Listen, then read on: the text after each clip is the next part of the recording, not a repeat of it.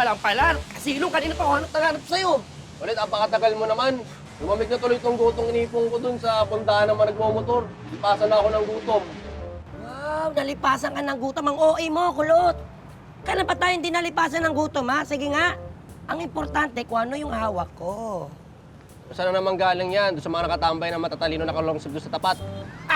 Siyempre, saan pa ba? Alam mo, pakaramdam ko nga eh. Tingin nila sa akin, tropa na. Oh? Oo. Ano muna yung akong papel? Hawak ko na to. Ang magpapalaya sa atin sa lugar na to. At ano ba yan? Narinig ko ito sa Travel Expo. Ang tawag nila dito, piso per. Yan yung piso pair. Piso per, ibig sabihin, piso lang yung babayaran mo. Makakalipad ka na papunta ng Hong Kong! At dalawa to, kaya tag-isa tayo. Tanggapin mo muna, kaya maarte. Kulit, naintindihan mo ba yung sinasabi mo? Oo naman. Sa tingin mo ba, scam to? Hindi. O sige, sabihin natin, makalipad ka dyan sa Hong Kong na yan. Saan naman tayo titira doon? Saan? Saan?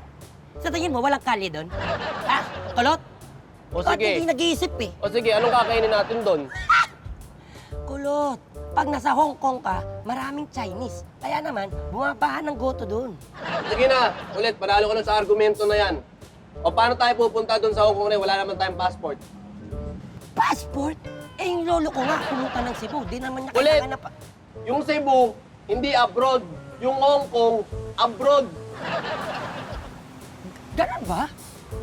Eh di mag-apply na lang ako para magka-passport. Gutom lang yan, kaya mo na yan. Lamig na yan, no? Ipasan pa ako ng gutom.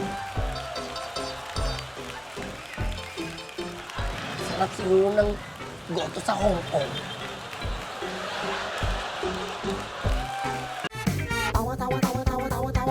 Anytime, anyone, anyhow. Halika manood at sumigaw. Anywhere in the world, everybody in the house. Click and subscribe now.